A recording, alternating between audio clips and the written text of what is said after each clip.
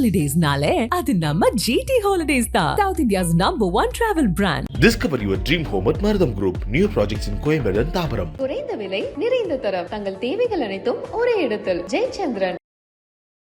கடைசியாக கலைஞர் சார் மறைவு போதும் இங்கே தான் அந்த உடலை வச்சுருந்தாங்களே, உள்ள வச்சுருந்தாங்க. இன்னைக்கு வரைக்குமே எந்த லாஜிக்குள்ளேயும் வராத ஒரு விஷயம். ஆனாலும் அவர் இல்லைங்கிறது ஒரு இன்னைக்கும் அது ஒரு மாதிரி ஏற்றுக்கொள்ள முடியாத ஒரு விஷயமா தான் இருக்குது. இது அப்பா சாப்பிட்டுட்டு இருந்தப்போ ஒரு குழம்பு ரொம்ப நல்லா இருந்துச்சு, ட்ரை பண்ணிப்பாரு அப்படின்ட்டு கொடுத்தாங்க. அந்த கையில் பசஞ்சி வர ஆசையாக. ஆமாம், அப்போ சாப்பிட்றத பார்க்குறதே ஒரு அழகாக இருக்கும். மற்றதில் என்ன வித்தியாசப்பட்டு சாப்பிடுவோம்? சாதம் அவங்களுக்கு எப்பயுமே கொஞ்சம் குழவாக இருக்கணும். ஆனால் உங்களுக்கு நீங்கள் சமைப்பீங்களா அப்படின்னு கேள்வி கேட்டால் பிடிக்காது, எனக்கு நல்லா தெரியும். கலைஞர் அவர்கள் கூட மறக்க முடியாத ஏதாச்சும் ஒரு இடத்துல போயிட்டு வெளியில் போயிட்டு உணவு அருந்தியது அது மாதிரி ஏதாச்சும் தருணங்கள் ஞாபகம் இருக்கா? நாங்கள் ஏதாவது வெளியில் போய் சாப்பிட போனோம்னால அந்த சாப்பாடை வீட்டில் சாப்பிட்டா என்ன அப்படின்னு சொல்லுவாங்க. அது ரொம்ப சிம்பிளான பர்சன் அப்பா. இதுமாதிரி ஏதோ ப்ரூஃப் பார்க்குறது மாதிரி இருக்குது. அப்பா நீங்கள் எழுதுனதை ப்ரூஃப் பார்க்குறாங்களா? இல்லை இல்லை இல்லை, ரெண்டு பேருமே நீங்கள் மட்டும் அப்பாவோட அதிகமாக அந்த ஒரு மூடநம்பிக்கையை அவாய்ட் பண்ணுறதா இருக்கட்டும். இந்த பெரியாரோட கொள்கையை இன்னைய வரைக்கும் ஒரு அவரை விட இல்லை, அவரை போலன்னு வேணா அவர் போலே வச்சுக்கலாம். அப்போ கூட சாய்பாபா அவர்களை திட்டமிட்டு நீங்கள் சரி பார்க்கக்கூடாது ஏன் அப்படிங்கிற மாதிரி அவாய்ட் பண்ணிங்களா? இல்லை நிறைய அப்பா பார்க்க வர எல்லாரையுமே நம்ம போய் பார்க்குறது இல்லைங்க. தம்பியை பற்றி சொன்னீங்க. ஆதித்யன் இப்போ எப்படி இருக்கார்? பெரிய பிள்ளையா இருக்காரா? எப்படி? ஆமாம். நீங்கள் சின்ன வயசுலேயே அந்த ஒரு ஜேர்னலிஸ்ட்டு, மற்றபடி இலக்கியம், கவிதை சார்ந்து வந்துட்டீங்கல்ல. தம்பிக்கு என்ன விருப்பம் அப்படிங்கிறதெல்லாம் கேட்பீங்களா ஒரு அம்மாவா? இல்லை, எனக்கு தெரியும் அவருக்கு என்ன விருப்பம். மீடியாலே வெளியில் அது கொஞ்சம் வேண்டாம், உன்னோட பர்சனல் லைஃப். கலாட்டா நேயர்களுக்கு வணக்கம். இன்றைய சிறப்பு நேர்காணலுக்கு உங்களை அன்போடு வரவேற்கிறோம். சிஐடி காலனியில் இருக்கிற கலைஞர் மற்றும் கனிமொழி கருணாநிதி அவர்களுடைய இல்லத்துக்கு முன்புறமாக தான் நின்றுட்டு இருக்கோம்.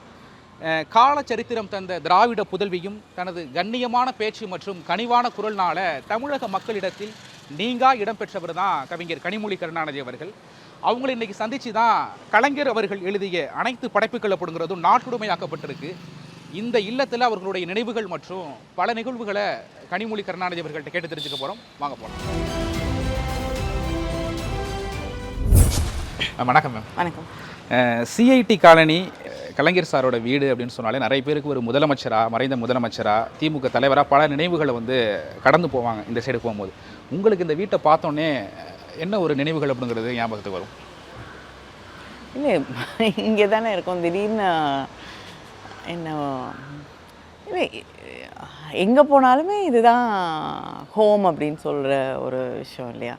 ஓகே, இந்த சிஐடி காலனி அப்படிங்கிறது நீங்கள் சின்ன வயசில் இருக்கும்போது மற்றது மாதிரி இப்போ அப்பா முதலமைச்சராக இருக்கும் போதெல்லாம் எப்படி மக்கள் பரபரப்பாக உள்ளா இருக்குமா? எப்படி இந்த இடம் அப்படிங்கிறது இருக்குமே?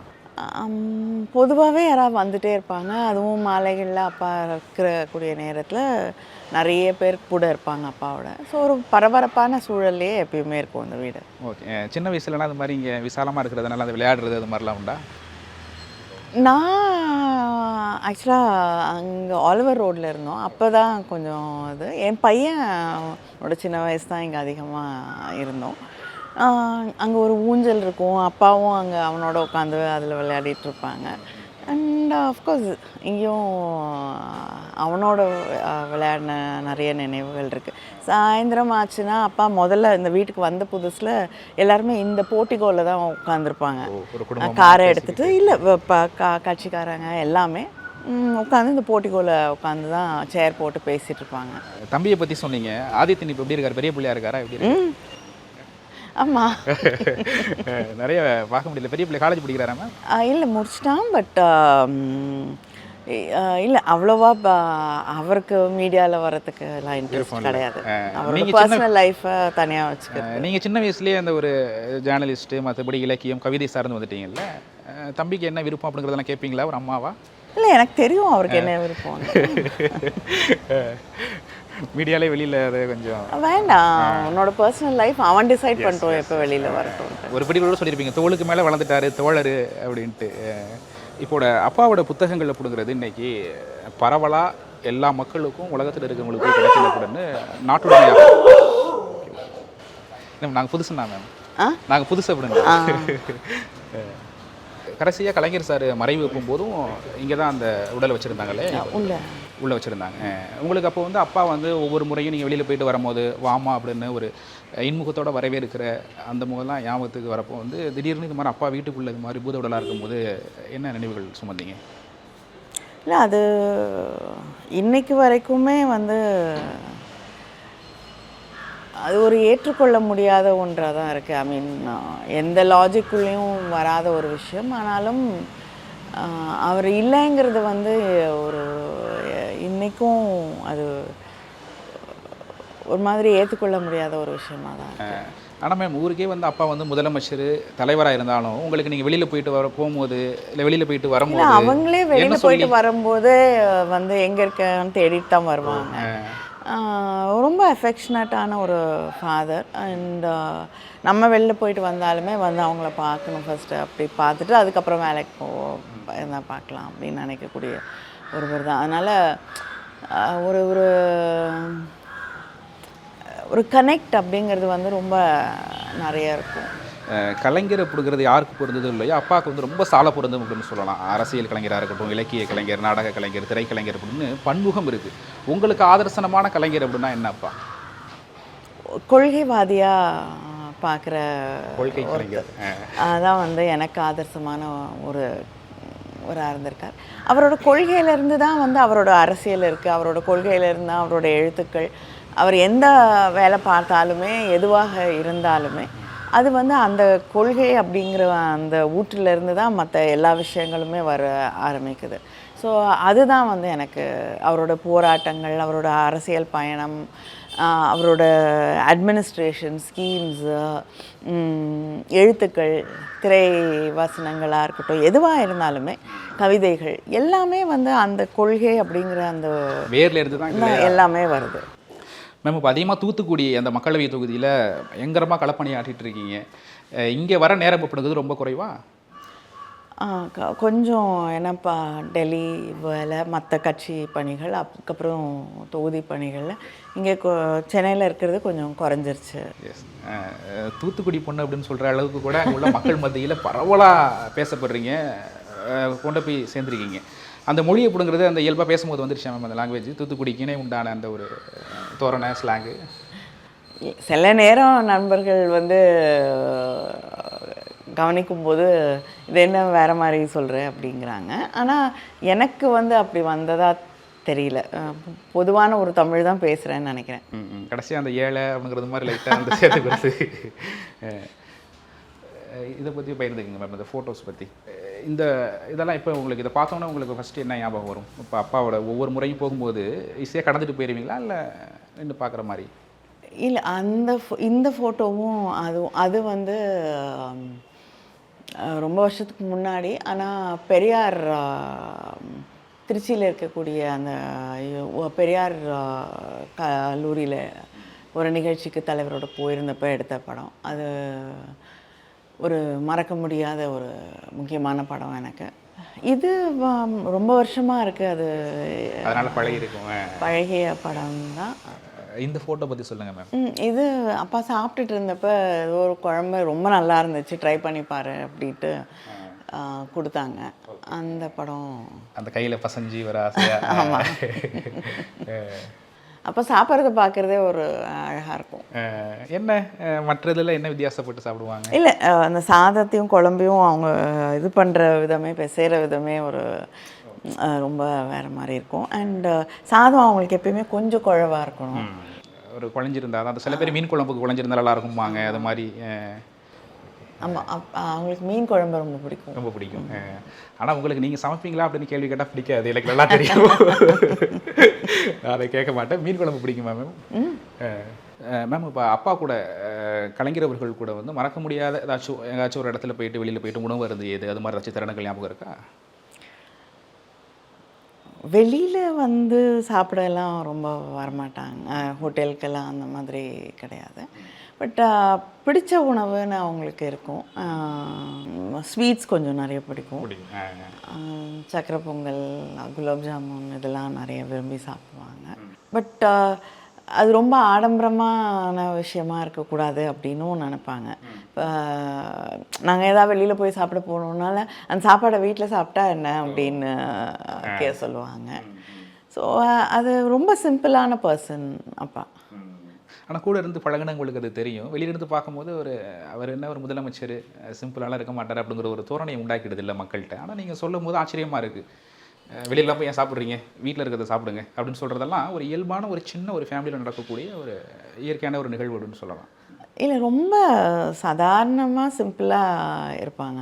இப்போ ரொம்ப இப்போ ஒரு எல்லாருக்கும் ஞாபகம் இருக்கும்னு நினைக்கிறேன். ரொம்ப வருஷத்துக்கு முன்னாடி மும்பை போயிருந்தோம்.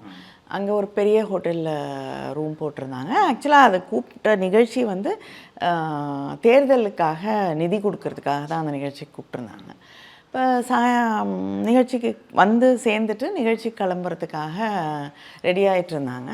இப்போ ஒரு தோசை சாப்பிட்டுட்டு போகலாம் அப்படின்னு சொன்ன பொழுது ஆற்காடு வீராசாமி அங்கிள் கூட இருந்தாங்க.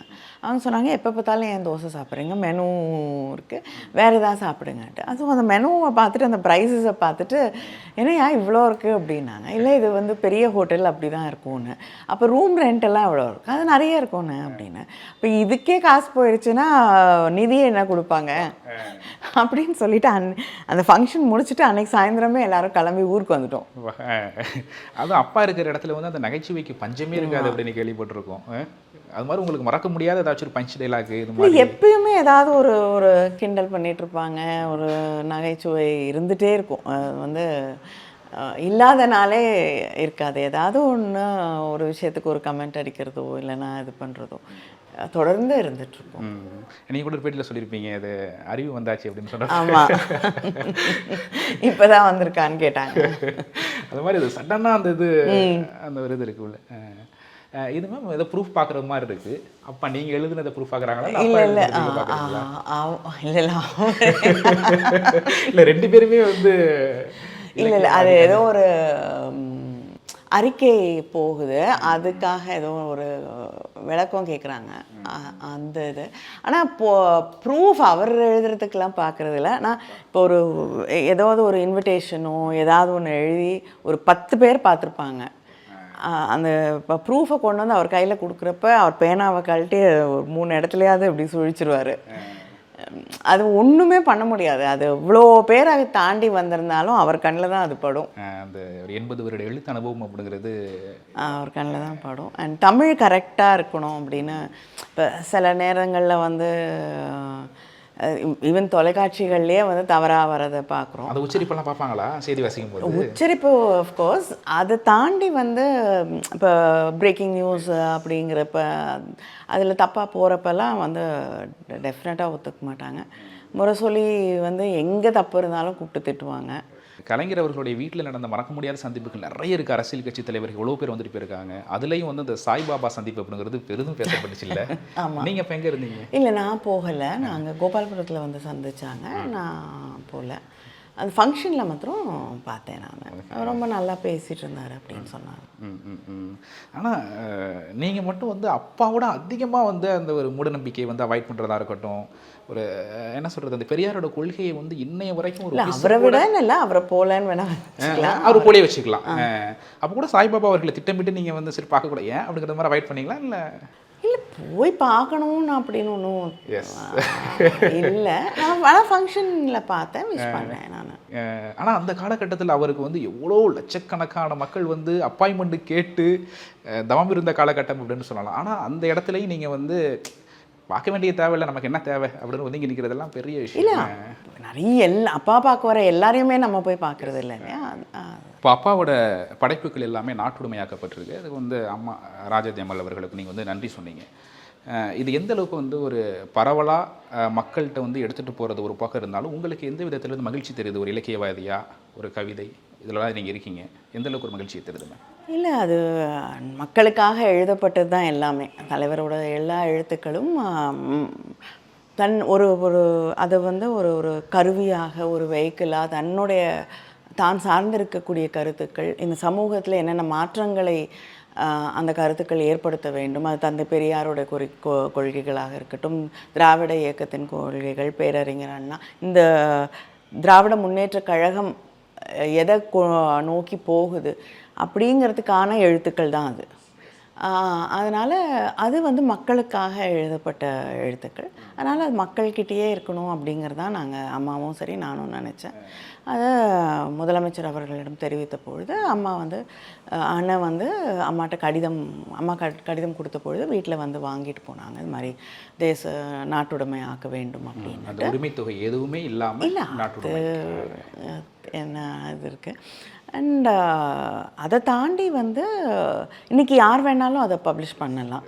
ஸோ இன்னும் எளிமையாக வெகு சுலபமாக மக்கள்கிட்ட போய் சேர்கிறதுக்கான வாய்ப்புகள் இதனால் உருவாகும். நிறைய புதினங்கள், அந்த கவிதைகள், திரைக்கதை, வசனம், அப்புறம் உடன்பிறப்பு அப்படின்ட்டு கூட ஆயிரக்கணக்கான கவிதைகள் எல்லாமே இன்றைக்கி போய் மக்கள்கிட்ட கொண்டு போய் சேர்க்கறதுக்கான ஒரு அரிய வாய்ப்பு அப்படின்னு சொல்லலாம். இல்லை முன்னாடினா ரெகுலேட்டடாக இருக்கும். பப்ளிஷர்ஸ் வந்து பெர்மிஷன் கேட்கணும், வந்து கேட்கணும். அப்புறம் சில நேரம் நமக்கு அவங்களோட ஏதாவது கனெக்ட் பண்ண முடியலன்னா அந்த வாய்ப்பு மிஸ் ஆயிரும். ஸோ இப்போ வந்து யாரும் கேட்க வேண்டிய அவசியம் இல்லை இல்லையா? இப்போ வேணும்னா அவங்களே பப்ளிஷ் பண்ணிக்கலாம். நிறைய அந்த அப்பா எழுதின நூல்களில் அந்த குறளோவியமாக இருக்கட்டும், திருக்குறளுக்கு அந்த கலைஞர் உரையாக இருக்கட்டும், நிறைய இருக்குல்ல. அதில் உங்களுக்கு வந்து இந்த நூல் வந்து பாமர மக்கள் கையில் கூட வந்து இது தவழ வேணும் அப்படிங்கிற ஒரு ஆசை உங்களுக்கு அப்பா எழுதின எந்த நூல் இல்லை எந்த உரை அப்படிங்கிறது உங்களுக்கு ஆசையாக இருக்குது? இல்லை, என்னை பொறுத்த வரைக்கும் அவங்களோட திருக்குறள் உரைங்கிறது வந்து நான் ரொம்ப முக்கியமான ஒரு விஷயமாக பார்க்குறேன். பட் அதை தாண்டி வந்து அவங்களுடைய கதைகளாக இருக்கட்டும், அவங்களுடைய நாவல்களாக இருக்கட்டும், எல்லாமே வந்து ஒரு காம்ப்ரமைஸ் இல்லாமல் தான் சொல்லக்கூடிய கருத்துக்களை கவிதைகளாக இருக்கட்டும். முக்கியமாக வந்து முரசொலி நெஞ்சுக்கு நீதி, அப்புறம் நெஞ்சுக்கு நீதிங்கிறது வந்து ஒரு கான்டெம்ப்ரரி ஓரளவுக்கு தமிழ்நாடுன்னு சொன்னால் கூட வந்து இந்தியாவில் இருக்கக்கூடிய பல விஷயங்களை பதிவு செய்திருக்கக்கூடிய தொகுதிகள் தான் வந்து நெஞ்சுக்கு நீதி. அதே போல் தலைவரோட கடிதங்களும் வந்து நம்மளை சுற்றி ஒரு காலகட்டத்தில் தொடர்ந்து நடைபெற்ற அத்தனை விஷயங்களுடைய பதிவுகள், அவருடைய கருத்துக்கள், எதிர்வினைகள், இது எல்லாமே. அதனால் எல்லாமே போய் மக்கள்கிட்ட சேரணுங்கிறதான் எனக்கு. மேம், இந்த வீட்டில் வந்து அப்பாவுக்கு வந்து ரொம்ப ஒரு நெருக்கமான ஒரு இடம், வந்தால் இந்த இடத்துல தான் அமருவாங்க அப்படின்னா என்ன இடம்? இந்த ரூம் தான். அப்புறம் பேசி எல்லார்ட்டையும் பேசிகிட்டு இருந்துட்டு அப்புறம் மேலே அவங்க ரூம் போயிடுவாங்க. அந்த ஆமாம், அந்த சோஃபாவில் தான் உட்காருவாங்க. அங்கே தான் அந்த இடத்துல நீங்கள் இப்போ அப்பாவோட இடம் வந்து காலியாக இருக்கக்கூடாதுன்ட்டு அப்பாவோட ஃபோட்டோவும் வச்சு நீங்கள் அதை அழகு பார்க்குறது மாதிரி.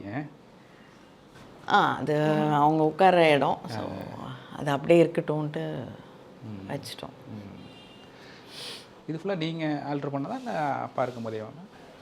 இல்லை, இப்போ புக்ஸ் எல்லாம் இப்போ தான் வச்சோம். பட் இதெல்லாம் வந்து நிறைய அப்பாவுக்கு கொடுத்தது, அப்பாவுக்கு வந்த கிஃப்ட்ஸு. அப்புறம் ஆர்ட் எக்ஸிபிஷன், ஃபோட்டோ எக்ஸிபிஷன் நினைக்கிறேன், அதுக்கு போயிருந்தப்ப அங்கே ஃபோட்டோகிராஃபர் அங்கே யாரோ எடுத்த ஃபோட்டோ காப்பி கொடுத்தாங்க.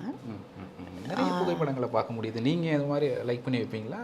என்னதுங்க? புகைப்படங்கள்லாம் அங்கே நிறைய. இல்லை, நான் அம்மாவுக்கு பிடிக்கும், அப்பாவும் கொஞ்சம் ஃபோட்டோஸ் வச்சுருப்பாங்க. ஸோ நான் ஃபோட்டோஸ் அவ்வளோவா மாட்டேன். Okay okay. இதை பற்றி சொல்ல வந்தீங்க.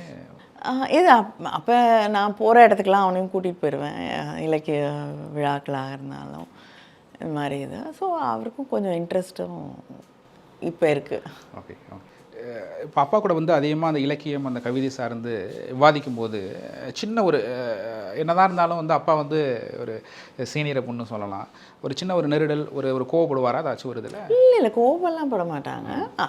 நமக்கு ஒரு இது இருக்கும், லைக் நான் எனக்கு பிடிச்ச எழுத்தாளர்களை நான் வந்து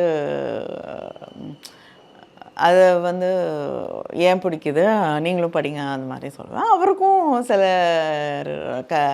நெருக்கமான மனசுக்கு நெருக்கமான எழுத்தாளர்கள் இருப்பாங்க. ஸோ அதை நீ படிச்சுப்பாரு அப்படின்னு தொடர்ந்து சொல்லி வலியுறுத்துவாங்க. அந்த மாதிரி விஷயங்கள் இருக்கும். இல்லைனா அண்ட் இலக்கியத்தில் அவர்கிட்ட ஆர்கியூ பண்ணுற அளவுக்குலாம் ஒன்றும் இல்லை, அவர்கிட்ட கேட்டு தெரிஞ்சுக்கிறதுக்கு நிறைய விஷயங்கள் இருக்கும். அண்ட் ஒன்று, அப்பாவுக்கு எப்பயுமே ஒரு ஓப்பன் மைண்டட்னஸ், அவரோட வளர்ப்பு காலகட்டம் எல்லாத்தையும் தாண்டி வந்து ஒரு ஓப்பன் மைண்டட்னஸும் புதிய விஷயங்களை தெரிஞ்சுக்கணுங்கிறதுல வந்து ஒரு ஆர்வமும் எப்பயுமே அவருக்கு இருக்கும். எழுத்தாளர் மற்றவங்களும் நீங்கள் சஜஷன் பண்ணும்போது வீட்டிலே இவ்வளோ பெரிய எழுத்தாளர் இருக்கும்போது ஃபஸ்ட்டு முன்வரிசையில் யாரை வைப்பீங்க? அது நிறைய கான்ட்ரவர்சியை கிளப்போம். எனக்கு பிடிச்ச எழுத்தாளர்களை சொல்லுவேன். அதே அப்பாட்ட சொல்லுவீங்க அப்போ இவங்களை தான் எனக்கு பிடிக்குது அப்படின்ட்டு? ஒரே எழுத்தாளர் இல்லைல்ல, அடிக்கடி பார்க்குற எழுத்தாளர் வேற. அப்போ இல்லை, அவங்கள சொல்லணும், அவங்கள மட்டும்தான் படிக்கணும்னு நினைக்கவே மாட்டார். ஏன்னா அவருமே நிறைய படித்து தான் வந்து இன்றைக்கி அவர் என்னவாக இருந்தாரோ அது வந்து அவருடைய விலாசமான படிப்பு தான் காரணம். ஸோ அதனால் படிக்கிறது ரொம்ப மகிழ்ச்சியாக எடுத்துப்பாங்க. என்ன படிச்சுட்ருக்கேன்னு கேட்பாங்க, எதை பற்றின்னு கேட்பாங்க. ஸோ அந்த மாதிரி ஒரு ஓப்பன் டிஸ்கஷன்ஸ் இருக்கும். யார் படித்தாலுமே, யாருக்கு படிக்கிறதுல இன்ட்ரெஸ்ட் இருந்தாலுமே வந்து அதை பற்றி கேட்டுட்ருப்பாங்க. ஓகே, இப்போ நூல்கள் வந்து நாட்டுடைமையாக்கப்பட்டதுக்கு பின்னாடி அம்மாவோட பணி அப்படிங்கிறது எந்த அளவுக்கு இருந்துச்சு? அவங்க ரொம்ப மகிழ்ச்சியாக தான் வந்து அதை பண்ணணும்னு சொன்னாங்க. கடிதம் எழுதணும் அப்படின்னு சொன்ன பொழுதும் வந்து ரொம்ப மகிழ்ச்சியாக வந்து அதை ஏற்றுக்கொண்டு வந்து அதை நாட்டுடைமை ஆக்கணும் அப்படின்னு சொன்னாங்க. ஆனால் காலம் கடந்து சில பேர்லாம் ஒரு மறைஞ்சு ஒரு 15-20 வருஷம் கழித்து தான் அதுக்கு நாட்டுடைமை ஆக்கிறதுக்கான ஒரு ஒப்புதல் அப்படிங்கிறது வழங்குவாங்க. இப்போ ஒரு 5-6 வருடங்களில் வழங்குறாங்க அப்படின்னா என்ன ஒரு தேவை இருக்குது? இல்லை, அப்பாவோட 100 ஸோ அதை ஒட்டி கொடுக்கணும் அப்படின்னு நினச்சாங்க. அண்ட் நான் சொன்ன மாதிரி வந்து அது வந்து யாருக்கும் சொந்தம் இல்லை, எல்லாருக்கும் சொந்தமான எழுத்துக்கள். ஸோ எல்லாருக்கும் போய் சேரணுங்கிறது தான் அம்மாவும் விருப்பப்பட்ட ஒரு விஷயம். ஓகே, இப்போ அம்மா போனாங்க மேடம், ஒரு வார்த்தை மாதிரி சொல்லுங்கள் அப்படின்னோம். அதிகமாக பேச மாட்டாங்க அம்மாவும். இந்த நூலை பற்றி பேசுங்க மேடம் அப்படின்னு சொல்லியிருந்தோம். படைப்புகளை அனுமதி கொடுத்துருக்கீங்க அப்படின்ட்டு. அவங்களும் பேச மாட்டாங்க. அம்மாங்கிறத படைப்புக்கு பின்னாடி வந்து மற்றபடி உதவி பண்ணுறதா இருக்கட்டும், ஐயாக்கு ஏதாச்சும் ஹெல்ப்ஃபுல்லாக இருப்பாங்களா? இல்லை, எழுதுறது வந்து அப்பா வந்து தானே உட்காந்து அந்த கைப்பட எழுதிடுவாங்க. கூட யாரும் டிஸ்டர்ப் இல்லை, அதெல்லாம் பண்ண முடியாது. அண்ட் ஒரு பக்கம் எழுதினாருன்னா ஒரு அடித்தல் கூட இல்லாமல் தான் எழுதுவார். ஸோ அந்த ஒரு கிளாரிட்டி இருக்கும் அவங்களோட எழுத்துக்களில். அவரோட ரெஃபரன்சஸ் ஏதாவதுன்னா அவரே படித்து அவரே தேடி வேறு ஏதாவது முக்கியமாக வேணும்னா யார்ட்டையாவது கேட்பாங்களே தவிர, அதை தவிர வந்து அவரோட கைப்பட தான் அவரோட எல்லா புத்தகங்களையும் எழுதியிருக்காரு. ஒரு தடவை வந்து கொஞ்சம் கை வலியெல்லாம் இருந்த பொழுது யாரோ வந்து நீங்கள் டிக்டேட் பண்ணிவிடுங்க அப்படின்னு சொன்ன பொழுது ஐ எம் நாட் அ டிக்டேட்டர்னாரு. ஸோ அப்படிப்பட்ட ஒருத்தர் தான் அவர். அதனால் உதவின்னா நீங்கள் மேக்ஸிமம் சொல்லப்போனால் அப்பாவோட செக்ரட்டரி இருந்தாங்க சண்முகநாதன். அப்பா எப்படி அடித்தல் திருத்தல் இல்லாமல் எழுதுகிறாங்களோ அவங்க எழுதுறதெல்லாம் வந்து அடித்தல் திருத்தல் இல்லாமல் டைப் பண்ணிடுவார் அவர். அதுதான் வந்து மேக்ஸிமம் அவரோட எழுத்துக்களுக்கு மற்றவங்க செஞ்சுருக்கக்கூடிய உதவியாக இருந்திருக்க முடியும். வரைக்குமே அந்த எழுத்து பணியை கொடுக்குறது தொடர்ந்துச்சுல மேடம்? 92 வயதுலையும் எழுத முடிஞ்ச வரைக்கும் எழுதிட்டு இருந்தாங்க. அதான் பேனா வேண்ட்டு பிடிக்கிட்டீங்கன்னா நான் செத்துன்னு வாயா அப்படிங்கிற மாதிரி ஏதோ ஒரு பேட்டியில் சொன்னது மாதிரி அந்த அளவுக்கு இல்லை. தினம் என்னால் யோசிச்சு கூட பார்க்க முடியல. ஒரு அவர் முரசொலிக்கு எழுதின உடன்பிறப்பு கடிதங்கள் அது கிட்டத்தட்ட தினம் வந்த ஒரு விஷயம். அறிக்கைகள் வந்து தானே கைப்பட எழுதக்கூடிய ஒரு தலைவர். அதனால் அப்புறம் அவருடைய வசனங்களாக இருக்கட்டும், திரைப்படங்களாக இருக்கட்டும், எதுவாக இருந்தாலுமே தானே உட்கார்ந்து அதை எழுதக்கூடிய ஒருவர் தான். இல்லை, இப்போ இன்றைக்கி வந்து நீங்கள் நாடாளுமன்ற உறுப்பினராக இருக்கீங்க, திமுகவில் துணை பொதுச் செயலாளராக இருக்கீங்க, மக்களவை குழு தலைவராக இருக்கீங்க. இத்தனை பணிகளையும் வச்சுட்டு நீங்கள் எழுதுருவீங்களா அப்படின்னு கேட்டால் உங்களுக்கு அந்தளவுக்கு நேரம் கிடைக்குதா கிடைக்கலன்னு தெரில. இல்லைங்க, அது வந்து இப்போ நான் வந்து முன்னாடி மாதிரி எழுதுறது இல்லைன்னா வந்து அது ஒரு எக்ஸ்கியூஸ் தானே தவிர. இல்லை, அதான் அப்பா சொல்கிறேன், இவ்வளோ பணிகள் இருந்தும் ஒரு பக்கம் கட்சி, ஒரு பக்கம் ஆட்சி, ஒரு பக்கம் இவ்வளோ தொண்டர்களுக்கு, ஒரு பக்கம் இல்லை அவருக்கு எல்லாத்துக்குமான அது எப்படி அவருக்கு வந்து நேரங்கிறது வந்து அப்படி ஒரு விஷயமா இருந்ததுன்னு எனக்கு தெரியல. அவரால் எல்லாத்துக்குமே நேரம் ஒதுக்க முடிந்தது. எதுக்குமே நேரம் இல்லைன்னு சொல்லாத ஒரு மனிதராகவே அவர் வாழ்ந்திருக்காரு. அது எப்படின்னு எனக்கு ஒரு சிரமமான விஷயந்தான். ஏன்னா காலையில் ஒரு 4:30-5 மணிக்கு எழுந்துப்பாங்க. எழுந்துட்டு முதல்ல செய்தித்தாள்கள் எல்லாமே இருக்கணும். அதை படிச்சுட்டு அதில் ஏதாவது நடவடிக்கை எடுக்கணுன்னா வந்து ஒரு 5:30 மணிக்கு 5 மணிக்கு 5:30 மணிக்கு அதுக்கு தொடர்புள்ள அமைச்சர்களையோ இல்லைன்னா அங்கே இருக்கக்கூடிய ஆஃபீஸர்ஸையும் நேரடியாக வந்து கூப்பிடுவாங்க. கூப்பிட்டு என்ன பண்ணணும்னு அவங்கக்கிட்ட டிஸ்கஸ் பண்ணுவாங்க. அதுக்கப்புறம் வந்து கொஞ்சம் எழுதணுன்னா எழுதுவாங்க. அப்புறம் போய் குளிச்சுட்டு வந்து சாப்பிட்டுட்டு கெஸ்ட் எல்லாம் பார்த்துட்டு அதுக்கு முன்னாடி நடுவில் ஒரு வாக்கிங்கும் போயிடுவாங்க. போயிட்டு எல்லாரையும் பார்த்துட்டு அறிவாலயத்துக்கோ இல்லைன்னா செக்ரட்டேரியட்டுக்கோ கிளம்பி போய் ஃபைல்ஸ் தேக்கம் இல்லாமல் பார்த்து, அதே போல் அசம்பிளிக்கு போகிறதா இருந்தால் வந்து எல்லாரோடைய ஃபைல்ஸையும் எல்லாத்தையுமே படித்து யாருக்கு ஒரு அமைச்சருக்கான பதிலை கூட தனக்கு சொல்ல முடிகிற அளவுக்கு ப்ரிப்பேர்டாக தான் போவாங்க. அதே போல் கட்சி பணிகளாக இருக்கட்டும் எல்லாமே வந்து அவருக்கு செய்கிறதுக்கு, கட்சிக்காரங்களை சந்திக்கிறதுக்கு நேரம் இருந்தது, அதிகாரிகளோடு பேசுவதற்கு நேரம் இருந்தது, அமைச்சர்களோடு பேசுவதற்கு நேரம் இருந்தது, குடும்பத்தோடு செலவழிப்பதற்கு நேரம் இருந்தது. எல்லாத்துக்குமே வந்து எழுதுறது வந்து அவர் எந்த காலத்துலேயும் விடலை. அதுக்காக வந்து இப்போ அரசியலில் இருக்கேன், யார் மற்ற எழுத்தாளர்கள்கிட்டயோ மற்றவங்கக்கிட்டேயோ பேசுகிறதுக்கு எனக்கு நேரம் இல்லை அப்படிங்கிறது எதுவுமே வந்து அவர் சொல்லாமல் தான் ஒரு வாழ்க்கையை முழுமையாக வாழ்ந்தார். மேம், இங்கே இருக்கும்போது இங்கே சென்னை சிஐடி காலனி வீட்டில் இருக்கும்போது என்ன ஒரு ரொட்டீனுங்கிறது எப்படி ஸ்டார்ட் ஆகும் ஒன்றே ரொட்டீனுங்கிறது மேம்? அப்பாக்கா உங்களுக்கு? எனக்கா அது வேலையை பொறுத்தது. மற்றபடி உடற்பயிற்சி அப்படிங்கிறதெல்லாம் அப்பப்போ அளவுக்கு ரெகுலராக இல்லை. பிஸியான ஸ்கெடியூலில் எங்களுக்கு நேரம் ஒதுக்கி நேர்காணல் இருந்த மிக மிக நன்றி. தேங்க்யூ. நன்றி. Holidays-nale adu நம்ம GT Holidays தான். South India's #1 travel brand. Discover your dream home at Marutham Group. New projects in Coimbatore and Thabaram. குறைந்த விலை நிறைந்த தரம் தங்கள் தேவைகள் அனைத்தும் ஒரே இடத்தில் ஜெயச்சந்திரன்.